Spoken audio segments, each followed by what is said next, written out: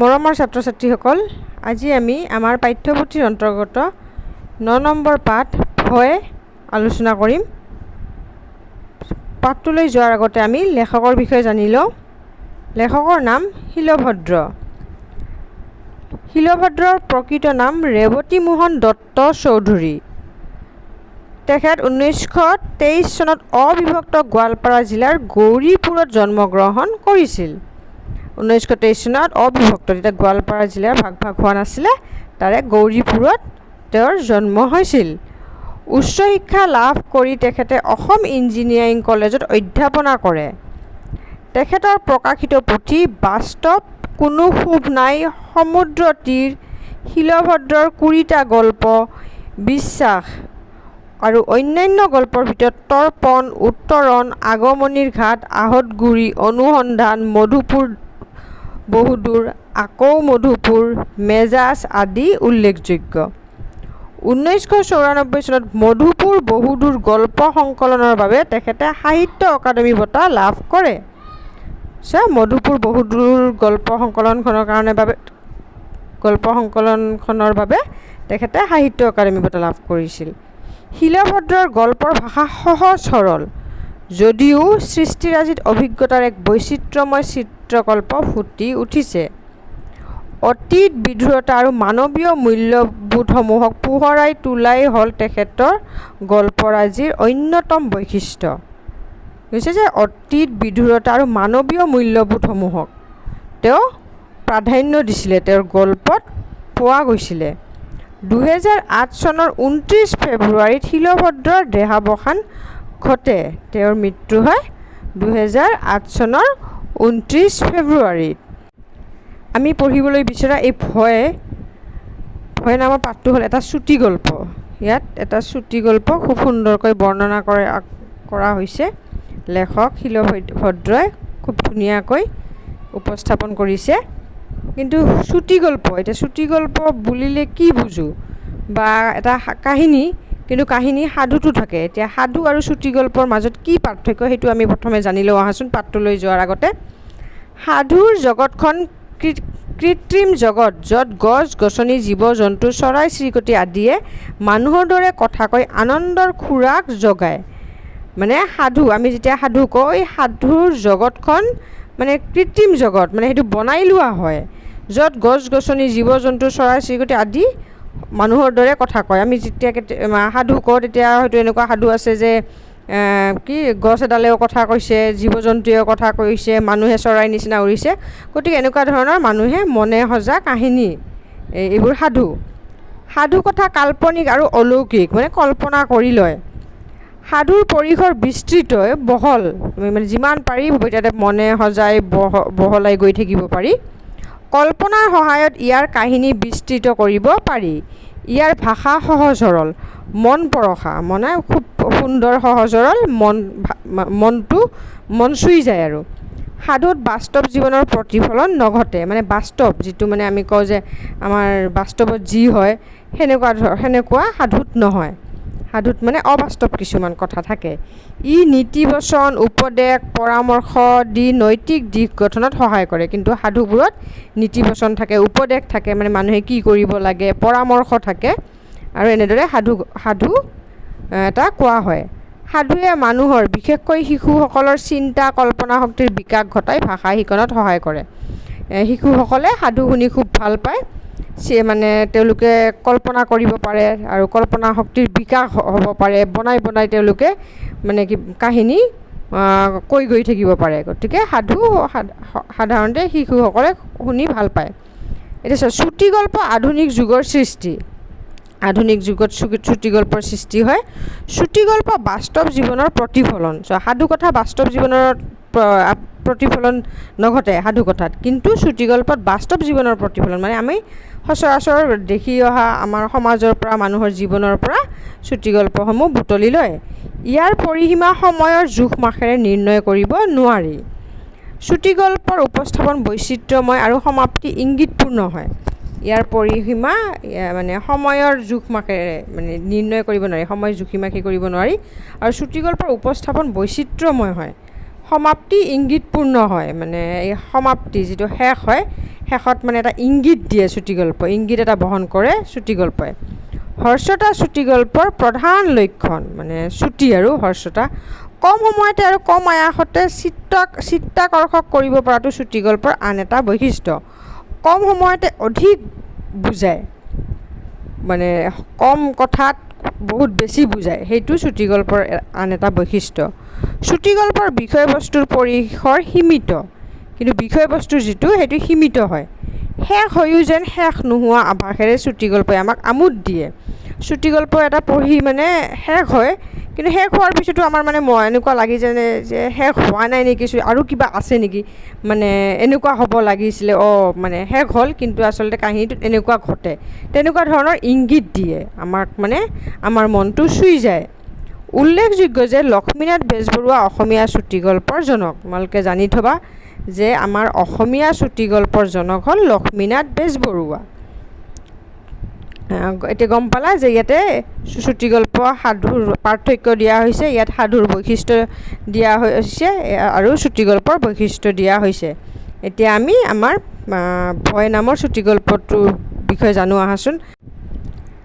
ভয় সাহিত্যৰ বিভিন্ন শাখাৰ ভিতৰত চুটিগল্প অন্যতম। সাহিত্যৰ বিভিন্ন শাখা আছে, উপন্যাস, নাটক, কবিতাত চুটিগল্প, এই চুটিগল্পটো অন্যতম। চুটিগল্পত একোটা কেন্দ্ৰীয় ভাৱভিত্তিক কাহিনী থাকে।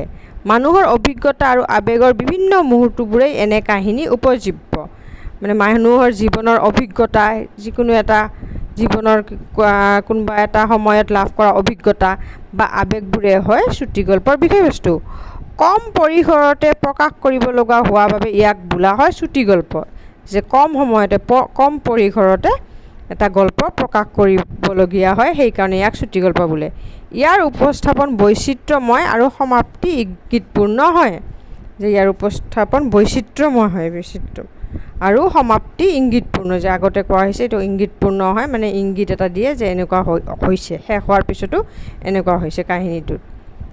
বিশিষ্ট গল্পকাৰ শিলভদ্ৰৰ অনুপম সৃষ্টি ভয়ৰ মাজত মানৱীয় সম্পৰ্কৰ সংঘাত।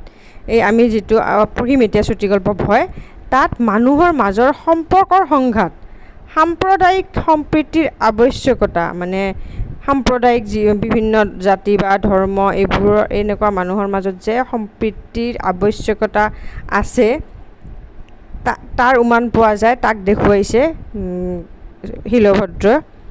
আৰু পৰিস্থিতি অনুসৰি ভয় শংকা আঁতৰাই আগবাঢ়ি যোৱাৰ ইংগিত স্পষ্টভাৱে দেখা যায়। আৰু পৰিস্থিতি অনুসৰি মানুহে মনৰ পৰা ভয় শংকা আঁতৰাই দি যে আগবাঢ়ি যায়, তাৰো ইংগিত দিয়া হৈছে এই আমাৰ ভয় নামৰ চুটিগল্পটোত। লেখক শিলভদ্ৰই খুব সুন্দৰকৈ আমি পঢ়িব বিচৰা এই ভয় গল্পটোত মানে মানৱীয় সম্পৰ্কৰ সংঘাত, সাম্প্ৰদায়িক সম্প্ৰীতিৰ আৱশ্যকতা আৰু ভয় শংকা আঁতৰাই আগবাঢ়ি যোৱাৰ ইংগিত স্পষ্টভাৱে দেখুৱাইছে। এতিয়া আমি গল্পটো পাঠ কৰোঁ আহাচোন, তোমালোকক বুজাই যাম, তোমালোকে ভিডিঅ'টো চাবা সম্পূৰ্ণ, মই প্ৰতিটো শব্দ প্ৰতিটো শাৰী বুজাই যাম। খাইছে বৈছে দৰকাৰ হ'লে মাজে মাজে হাঁহিছেও, যে কোনোবা এতিয়া এটা ইংগিত দিছে, মানে আকস্মিক আৰম্ভ, ইয়াত মানে কোনো এনেকুৱা লিখা নাই, সাধুৰ নিচিনাকৈ লিখা নাই যে এজন মানুহ আছিল, মানুহজনৰ নাম অমুক, তেওঁ খাইছে বৈছে, এনেকুৱা নাই, মানে অকস্মাত আৰম্ভ হৈছে। খাইছে বৈছে দৰকাৰ হ'লে মাজে মাজে হাঁহিছেও, যে কোনোবা এজনে খাইছে, কোনোবাই মাজে মাজে হাঁহিছেও। কিন্তু ৰবীনৰ মনৰ আওহতীয়া ঠাইৰ পৰা সন্তৰ্পণে ভুমুকি মাৰি থাকে। ৰবীন নামৰ এজন মানুহৰ কথা কৈছে, যে ৰবীনৰ মনত ভয় এটা ভুমুকি মাৰি থাকে, মানে আহোঁ ওলাই আহোঁ, এনেকুৱা ধৰণৰ ভয় ভাৱটো সোমাই আছে। কোনো ৰকমে এই ভয়ক গুচাব নোৱাৰি। ৰবীনে কোনো প্ৰকাৰে সেই মনৰ ভিতৰত থকা ভয়ক গুচাব পৰা নাই। ফুৰা চকা সকলো সময়তে এই ভয়ে ৰবীনক লগ নেৰে, যে যেতিয়া ঘূৰি ফুৰে, ফুৰা চকা সকলো সময়তে ৰবীনৰ লগত থাকে এই ভয়ে। ফুৰা চকা সকলো সময়তে এই ভয়ে ৰবীনক লগ নেৰে। পৰিবাৰক লৈ ফুৰিবলৈ ওলালেই তৰ্কাতৰ্কি লাগি যায়। নকওঁ বুলি চেষ্টা কৰি থাকিও তেওঁ মনে মনে থাকিব নোৱাৰে। যেতিয়া পৰিয়ালক লৈ ঘৈণীয়েকক লৈ ফুৰিবলৈ যায় তেতিয়াও তেওঁলোকৰ তৰ্কাতৰ্কি লাগি যায়। ৰবীনে ক'বলৈ নিবিচাৰে যদিও মুখৰ পৰা ওলাই যায়, মনে মনে তেওঁ থাকিব নোৱাৰে। হেৰা, বাটৰ মাজেৰেনো কিয় খোজকাঢ়িব লাগিছে? কাষেৰে গ'লে কিবা মান যায় নেকি? পৰিবাৰ ৰমলা বিৰক্ত হৈ উঠে। ৰবীনে কয় যে ৰাস্তাৰ মাজেৰেনো কিয় গৈ আছা, কিয় খোজকাঢ়ি আছা? কাষেৰে গ'লে তোমাৰ কিবা সন্মান যায় নেকি? তেতিয়া পৰিবাৰ ৰমলা বিৰক্ত হৈ উঠে। মানে সদায় যেনে এনেকুৱা কথা কৈ থাকে, ৰমলাৰ খং উঠে। আৰু কিমাননো কাষলৈ যাব লাগে, নৰ্দমালৈ নামি গ'লেহে হ'ব। তেতিয়া ৰমলাই কয় যে আৰু কিমান কাষলৈ যাম, এতিয়া নৰ্দমালৈ নামি গ'লেহে হ'ব। দুয়োজনে দুয়োজনৰ ওপৰত বিৰক্ত হৈ উঠে। ৰবীন মনে মনে থাকে, ইমান গাড়ী মটৰ, সাৱধানে যাবলৈ কোৱাটো কি বেয়া কথা? ৰবীনে ভাবে যে ইমান গাড়ী মটৰ ৰাস্তাৰে গৈ আছে, যদি কিবা দুৰ্ঘটনা ঘটি যায়, গতিকে সাৱধানে থাকিবলৈ কোৱাটো কি বেয়া কথা হ'ল? আচলতে কিনো সাৱধান হ'ব পাৰি? সিদিনা চাহ দোকানত ট্ৰাক এখন সোমাই 2জন মানুহ মাৰিলে। বিপদ কেতিয়া কেনেকৈ আহে কোনে ক'ব পাৰে? ৰবীনে ভাবিছে যে চাহ দোকানৰ ওচৰত কোনোবা মানে 2জনক ট্ৰাক এখনে খুন্দিয়ালে, 2জনৰ মৃত্যু হ'ল। গতিকে বিপদ কেনেকৈ আহে কোনে ক'ব পাৰে? সত্য খুৰাৰ ল'ৰাজন ফুটবল খেলি থাকোঁতে ঢুকাল। ধুনীয়া মৰম লগা ল'ৰাজন, পঢ়াটো ভাল, এইবাৰ পিউ পৰীক্ষা দিলেহেঁতেন। আগত ওচৰৰে কোনোবা সত্য খুৰাৰ ল'ৰাজন ফুটবল খেলি থাকোঁতে ঢুকাল। ল'ৰাজন ধুনীয়া আছিল, পঢ়াটো ভাল আছিল, এইবাৰ পিউ পৰীক্ষা দিলেহেঁতেন। কিছুদিনৰ পৰা পোনাহঁতেও ক্ৰিকেট খেলাত ধৰিছে। কাঠৰ বল নহ'লে নহয়, লাগিলে ৰক্ষা আছেনে? ৰবীনে ভাবিছে যে কিছুদিনৰ পৰা পোনাহঁতেও মানে ক্ৰিকেট খেলি আছে আৰু কাঠৰ বলেৰে খেলিছে। যদি লাগি যায় তেতিয়াহ'লে ৰক্ষা আছে জানো? ৰক্ষা পৰিবনে? হাক দিলে কোনে শুনে? ৰমলাই জগাই উঠে, নেখেলিনো কি কৰিব? তেতিয়া পত্নী ৰমলাই খং কৰে, মানে ৰবীনক কয় যে নেখেলি কি কৰিব? সৰু ল'ৰা ছোৱালী খেলিবই। থমকৈ ঘৰত বহি থাকিব নেকি? ৰমলাই কয়, ইমান ভয়াতুৰ মানুহ মই জনমত দেখা নাই। তেতিয়া ৰবীনক কয় যে কি কৰিব, ঘৰত বহি থাকিব নেকি? আৰু ৰমলাই কয় যে ইমান ভয়াতুৰ মানুহ মই জনমত দেখা নাই। মানে ৰাস্তাৰে গৈ থাকিলেও ভয়, কিবা এক্সিডেণ্ট হ'ব নেকি, দুৰ্ঘটনা হ'ব নেকি, খেলিলেও ভয়, কিবা লাগি যদি কিবা দুৰ্ঘটনা হয়। অফিচত কাম কৰি থাকিও হঠাতে ৰবীনৰ বুকুখন ধৰফৰাই উঠে। ৰবীন অফিচত কাম কৰি থাকে, হঠাতে বুকুখন ধৰফৰাই উঠে, কিবা ভয় লাগি থাকে। পোনাহঁতৰ স্কুলৰ সন্মুখৰ সৰু বাটটোত লানি নিচিগা গাড়ীৰ সোঁত। যে পোনাহঁত যেতিয়া যিখন স্কুলত যায়, সেই স্কুলৰ সন্মুখত মানে যিটো ৰাস্তা আছে, সেই ৰাস্তাত লানি নিচিগা গাড়ীৰ সোঁত। পোনা যদি অন্যমনস্ক হৈ পৰে, কেতিয়াবা যদি পোনা অন্যমনস্ক হয়, স্কুলৰ পৰা ওলাই আহোঁতে যদি আপোন পাহৰা হৈ যায়, পোনাৰ স্কুল বন্ধ থাকিলে ৰবীনে মনে মনে ভাল পায়। ৰমলা অৱশ্যে বিৰক্ত হয়, দিনটো ঘৰত গণ্ডগোল কৰি থাকিব। গতিকে ৰবীনৰ ভয় লাগি থাকে যে যদি পোনা মানে কেতিয়াবা অন্যমনস্ক হৈ যায়, সন্মুখেৰে ইমান গাড়ী আহি থাকে, মানে মনত এটা ভয় সোমাই আছে, কিবা যদি দুৰ্ঘটনা ঘটে। সেয়েহে কেতিয়াবা স্কুল বন্ধ হ'লে ৰবীনে মনে মনে ভাল পায় যে ঘৰতেই আছে। আকৌ ৰমলা কিন্তু বিৰক্ত হৈ যায় যে দিনটো ঘৰত পোনা গণ্ডগোল কৰি থাকিব, হুলস্থুল কৰি থাকিব। কেতিয়াবা অফিচৰ কাগজ পত্ৰত ৰবীনে মন দিব নোৱাৰে, চকু দুটা তুলি শূন্য দৃষ্টিৰে চাৰিওফালে এবাৰ চায়। কাষৰ মানুহবোৰৰ নিশ্চিন্ত ভাৱ দেখি খং উঠি যায়। তেওঁ ভাবে যে অফিচৰ কাষৰ মানুহবোৰ ইমান নিশ্চিন্তভাৱে কেনেকৈ কাম কৰি থাকে? তেওঁ ইমান ভয় লাগি থাকে, আকৌ কাষৰ মানুহবোৰ নিশ্চিন্তভাৱে থাকে। এইটো দেখি ৰবীনৰ খং উঠি যায়। তেওঁ কাম কৰিব, ল'ৰা ছোৱালী কেইজনক মানুহ কৰিব, এইখিনি হ'লেই তেওঁৰ হ'ল। সেইকাৰণেইতো ভয়। মৰাৰ কাৰণে তেওঁৰ ভয় নাই, কিন্তু ইহঁতৰ কি হ'ব? ৰবীনে ভাবে যে ৰবীনে মৃত্যুলৈ ভয় নাখায়, ৰবীনৰ মৃত্যু হোৱালৈ কোনো চিন্তা নকৰে, কিন্তু ল'ৰা ছোৱালীকেইটাক লৈ চিন্তা যে যদি ৰবীনৰ মৃত্যু হয় তেন্তে ল'ৰা ছোৱালীকেইটা মানে এই সন্তানৰ কি হ'ব?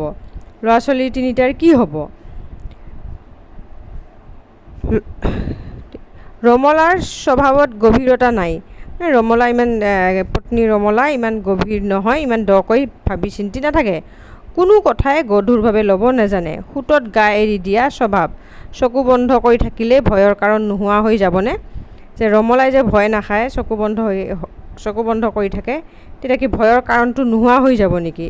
এই যে দুৰ্ঘটনাৰ কথা কৈছে, এইবোৰ নাইকিয়া হৈ যাব নেকি? ৰমলাই মানে ভাবি নাচায় এইবোৰ কথা। ৰবিনে কিমান বুজাবৰ চেষ্টা কৰে। বাৰু হঠাতে যদি মই মৰি যাওঁ তুমি ল'ৰা ছোৱালীকেইটাক লৈ কি কৰিবা? ৰবিনে সোধে ৰমলাক। প্ৰশ্নৰ এটা যুক্তিপূৰ্ণ উত্তৰ দিয়াৰ সলনি ৰমলাই ভাৱাবেশৰ উচ্ছ্বাসত হুলস্থুল লগাই দিয়ে। ৰমলাই কিন্তু ভাবি চিন্তি কোনো উত্তৰ নিদিয়ে, ওলোটা হুলস্থুল লগাই দিয়ে। সেই কাৰণেইটো ৰবিনৰ ভয়। বিপদৰ সন্মুখত থিয় হ'বলৈ নিজক প্ৰস্তুত কৰি ৰাখিলে ভাল। ৰবিনে ভাবে যে ৰমলা যদি প্ৰস্তুত হৈ থাকে ভৱিষ্যতৰ কথা চিন্তা কৰি যে কেতিয়াবা ৰবিনৰ মৃত্যু হ'লে বা ঘৰখনৰ কি হ'ব, কেনেকৈ ল'ৰা ছোৱালী তিনিটাক চলাব, এইবোৰ ৰমলাই ভাবি নাচায় আৰু ৰবিনে বিচাৰে ৰমলাই এইবোৰ চিন্তা কৰক। তেওঁলোকৰ অফিচৰ কাকতি। সিদিনাও অফিচৰ কাম কৰি গৈ ৰাতিটোৰ ভিতৰতে মৰি থাকিল। ৰবিনৰ চিন্তা যে অফিচৰে একেলগৰে সহকৰ্মী কাকতি অফিচৰ কাম শেষ কৰি গৈ ৰাতিটোৰ ভিতৰতে মৰি থাকিল। গতিকে এইবোৰ লৈ ৰবিনৰ খুব ভয়, মনত ভয় এটা সোমাই থাকে। ভয় ৰবিনৰ 24 ঘণ্টাৰ লগৰীয়া। খাইছে বৈছে দৰকাৰ হ'লে হাঁহিছে, কিন্তু সদায় মনৰ আওহতীয়া ঠাইত ভয়ে টুকুৰা গোট বান্ধি আছে, কোনো ৰকমে আঁতৰাই দিব নোৱাৰে। ৰবিনৰ একদম বন্ধুৰ নিচিনা হৈ গৈছে, 24 ঘণ্টাৰ লগৰীয়া হৈ গৈছে ভয়। ভয়টো ৰবিনৰ মনৰ পৰা কেতিয়াও আঁতৰি নাযায়। আবেলি অফিচৰ পৰা আহি দেখিলে ঘৰৰ সন্মুখৰ দুৱাৰখন খোলা। সৰু ছোৱালীজনী অকলে বাৰাণ্ডাত। ৰমলা ক'ত? তেওঁ আবেলি অফিচৰ পৰা আহি দেখিছে সৰু ছোৱালীজনী বাৰাণ্ডাত অকলে আছে আৰু দৰ্জাখন খোলা, কিন্তু ৰমলা নাই। গতিকে ৰমলা ক'ত? হেৰা ৰমলা। তেতিয়া কি হ'ল, কলৈ গ'ল? মানে ভাবিছে ক'ত গ'ল ৰমলা। উত্তেজনাত ৰবিনৰ হাত ভৰিবোৰ কঁপিবলৈ আৰম্ভ কৰিলে। ৰমলাৰ কোনো বিকাৰ নাই, মানে ৰমলাৰ কোনো চিন-চাপ নাই, ক'তো ৰমলা নাই। কিন্তু ছোৱালীজনী বাৰাণ্ডাত অকলে খেলি আছে, ঘৰৰ দৰ্জা মেলা। নিশ্চিন্তভাৱে গা ধুই বাথৰুমৰ পৰা ওলাই আহিল। ওলোটাই ৰবিনক প্ৰশ্ন কৰিলে, ইমান চিঞৰিছা কিয়? কি হ'ল? কি কৰাহে? কাণ্ড জ্ঞান নাই, এনেকৈ দুৱাৰখন খুলি ছোৱালীজনীক আগফালে থৈ বাথৰুমত সোমাই আছা। কোনোবা আহিলেওতো পানীৰ শব্দত একো শুনা নাপাবা, কি যে কৰা। ৰবিনে কৈছে যে বাথৰুমত তুমি সোমাই আছা, পানীৰ শব্দত একো শুনাও নাপাবা, কোনোবা যদি আহে, কিবা যদি অঘটন ঘটে, তুমি ছোৱালীজনীক কিয় বাৰাণ্ডাত অকলে এনেকৈ থৈ গুচি গৈছা? ৰবিনৰ আকৌ ভয় লাগি গ'ল। ৰমলাই আচৰিত হৈ সুধিলে, কোন আহে কিয়? চোৰ বদমাছ কত ৰকমৰ মানুহ আছে, ঘৰৰ বস্তু উঠাই লৈ গ'ল, ছোৱালীজনীকে লৈ গ'ল, অকলে পাই তোমাক। উচাত মাৰি ৰমলা কাষৰ পৰা আঁতৰি গ'ল। মানুহটোৰ কথা শুনাচোন, তোমাৰ দৰে ভয়াতুৰ মানুহ মই জনমত দেখা নাই, ৰাজ্যৰ নোহোৱা কথা। ৰবিনে কি ক'লে যে কোনোবা যদি চোৰ আহে, কিবা বস্তু যদি লৈ যায়, ছোৱালীজনীক যদি লৈ যায়, বা ৰমলাৰ লগত কিবা যদি অঘটন হৈ যায়, তেতিয়া ৰমলাৰ খং উঠি গ'ল। খং উঠি কয় যে মানুহটোৰ কথা শুনা, মানে পৃথিৱীত নোহোৱা, ৰাজ্যৰ নোহোৱা কথা ৰবিনৰ মনলৈ আহে। এনেকুৱা ভয়াতুৰ মানুহ ৰমলাই জীৱনত দেখা নাই। ৰমলাৰ সঁচাই মাজে মাজে অসহ্য লাগে, ইমান ভয় মানুহজনৰ। ক'ৰবাত খটকৈ শব্দ এটা হ'লেও জাপ মাৰি উঠে। ল'ৰা ছোৱালী কাৰোবাৰ সামান্য অসুখ হ'লেও ঘনাই বাথৰুম বা পায়খানালৈ যোৱা আৰম্ভ কৰে। মানে ইমান ভয়, ইমান চিন্তা হৈ যায় যে ল'ৰা ছোৱালীৰ কিবা সামান্য অসুখ হ'লেও তেওঁ চিন্তাত ভয়ত বাথৰুম বা পায়খানালৈ যোৱা আৰম্ভ কৰে। কেতিয়াবা ৰমলাৰ সঁচাকৈয়ে অসহ্য লাগে। গভীৰ ৰাতি হঠাতে উৎকৰ্ণ হৈ ৰবিনে কিবা শুনাৰ চেষ্টা কৰে। মনত হয় দূৰৈত উচ্ছৃংখল জনতাৰ অস্পষ্ট কোলাহল। গভীৰ ৰাতি কেতিয়াবা ৰবিনে কিবা এটা শুনাৰ নিচিনা হয়, শুনাৰ চেষ্টা কৰে, কিবা যেন শুনিছে। ক'ৰবাত দূৰৈত জনতাৰ মানুহৰ যেন কিবা হুলস্থুল, চিঞৰ বাখৰ শুনা পায়। ৰবিনৰ বুকু ঢককৈ উঠে। উচ্ছৃংখল জনতা দাবানলৰ দৰে, উচ্ছৃংখল জনতা হুলস্থুল কৰি থকা এই জনতা মানুহৰ দাবানলৰ দৰে, একদম জ্বলাই দিব যেন। বিবেক নাই, বিচাৰ নাই, অনুভূতি নাই, সন্মুখৰ সকলো ছাৰখাৰ কৰি যায়। দাবানল সৃষ্টি কৰাৰ কাৰণে ফিৰিঙি এটাই যথেষ্ট, তাৰ পাছত নিজৰ ভাৱাবেগেৰে নিজ শক্তি আহৰণ কৰি লয়। ৰবিনে কি ভাবে যে অকণমান জুয়ে গোটেই দাবানল, গোটেই জংঘল শেষ কৰি দিব পাৰে, সামান্য অকণমান জুয়ে। গতিকে মানুহৰ চিন্তা, বিবেক, বিচাৰ এইবোৰ যদি ঠিক নহয়, বিচাৰ বিবেচনা যদি নকৰে, তেতিয়াহ'লে মানুহৰ কিছুমান কৰ্মই, মানুহৰ কিছুমান কামেই গোটেই শেষ কৰি দিব পাৰে, মানুহৰ জীৱন ধ্বংস কৰি দিব পাৰে। গতিকে উচ্ছৃংখল জনতাই, এনেকুৱা জনতাৰ এনেকুৱা হুলস্থুলে যেন কিবা অনিষ্ট কৰিব পাৰে। সেয়ে ৰবিনৰ মনত ভয়। ৰবিনে ৰমলাক ঠেলা মাৰি কয়, হেৰা চেপা গণ্ডগোল এটা শুনিছে নহয়, যে কিবা এটা হুলস্থুল শুনিছেনে? ৰমালাই বিৰক্ত হৈ কয়, আকৌ কি হ'ল? দূৰৈত উশৃংখল জনতাৰ চিঞৰ বাখৰ যেন নালাগেনে? ভালকৈ কাণ পাতি শুনাচোন, গণ্ডগোল এইপিনে আগবাঢ়ি আহিছে নেকি? ৰবিনে কয় যে কিবা এটা চিঞৰ বাখৰ যেন শুনি আছোঁ, দূৰৈত যেন হৈ আছে, তুমি শুনাচোন ভালদৰে। কিহৰ গণ্ডগোল, কিহৰ কাৰণে? ৰমলাৰ অজ্ঞতাত ৰবিনৰ খং উঠি যায়, যে ৰমলাই প্ৰশ্ন কৰে কিহৰনো গণ্ডগোল, কি কাৰণে হ'ব? আৰু ৰমলাৰ এনে প্ৰশ্নত ৰবিনৰ খং উঠে। উত্তেজিত হৈ কয়, কিহৰ কাৰণে আৰু? ধৰ্মৰ কাৰণে, ভাষাৰ কাৰণে, কলা কৃষ্টি বেলেগ হোৱাৰ কাৰণে? কেতিয়া কি কাৰণে গণ্ডগোল লাগে কেনেকৈ ক'বা? তেতিয়া ৰবিনে কয় যে কিহৰ কাৰণে আৰু হ'ব এই হুলস্থুলটো? হয়তো ধৰ্মৰ কাৰণে হ'ব পাৰে, বা ভাষাৰ কাৰণে হ'ব পাৰে, বা কলা কৃষ্টি বেলেগ হোৱাৰ কাৰণে। মানুহৰ মানে যদি ধৰ্ম বেলেগ হয়, ভাষা বেলেগ হয়, কলা কৃষ্টি বেলেগ হয়, তেতিয়া হয়তো এই চিঞৰ বাখৰ হ'ব পাৰে। মানে কেতিয়া কি কাৰণত গণ্ডগোল হয়, কি কাৰণত এইবোৰ হয় মানুহে নেজানে, গতিকে কেনেকৈনো জানিম আমি? আকৌ ভালকৈ টোপনি যোৱাৰ আগতে ৰমলাই কয়, থোৱা দেশত নোহোৱা কথা, শুই থকা বহুত ৰাতি হৈছে। তেতিয়া ৰমলাই কয় যে থোৱা তোমাৰ এই চিন্তা, দেশত নোহোৱা চিন্তা, তুমি এতিয়া শুই থাকা। সিদিনাও মাজৰাতি হঠাতে ৰবিনৰ টোপনি ভাঙি গ'ল। কাণ পাতি শুনিলে কোনোবাই চিঞৰ বাখৰ কৰিছে যেন লাগিল। আকৌ এদিন সেই মাজৰাতি ৰবিনৰ টোপনি ভাঙি গ'ল, তেওঁ ভালদৰে কাণ পাতি শুনিলে কোনোবাই যেন চিঞৰ বাখৰ কৰিছে। হেৰা শুনিছা, কোনোবাই চিঞৰা যেন লাগিছে। ৰমলাই বাগৰ হলাই আধা টোপনিতে উত্তৰ দিলে, একো নহয়, শুই থাকা। ৰবিনে মাজৰাতি ৰমলাক চিঞৰিলে, কৈছে কোনোবাই চিঞৰিছে যেন লাগিছে, উঠাচোন। তেতিয়া ৰমলাই উত্তৰ দিলে, একো নহয়, শুই থাকা। সঁচাই কোনোবাই চিঞৰ বাখৰ কৰিছে। কোলাহল জহিৰুদ্দিনৰ ঘৰৰ ফালৰ পৰা নহয় জানো? জহিৰুদ্দিনে এই চুবুৰীত ঘৰ ভাড়া লৈ থাকে, ওকালতি কৰে, ভদ্ৰ আৰু বিনয়ী ডেকা, চুবুৰীৰ সকলোৰে লগত ভাল। ভিন ঠাইৰ মানুহে জহিৰুদ্দিনৰ ঘৰ আক্ৰমণ কৰিবলৈ আহিছে নেকি? সেইটো ৰবিনে চিন্তা কৰিছে যে কোলাহল যিটো চিঞৰ বাখৰ হুলস্থুল, সেই হুলস্থুলটো জহিৰুদ্দিনৰ ঘৰৰ পৰা আহিছে। জহিৰুদ্দিন এই চুবুৰীত ঘৰ ভাড়া লৈ থাকে, ওকালতি কৰে, ভদ্ৰ আৰু বিনয়ী ল'ৰা, খুব ভাল ল'ৰা, ভদ্ৰ ল'ৰা, চুবুৰীৰ সকলোৰে লগত ভাল, মানে সম্পৰ্কটো ভাল জহিৰুদ্দিনৰ।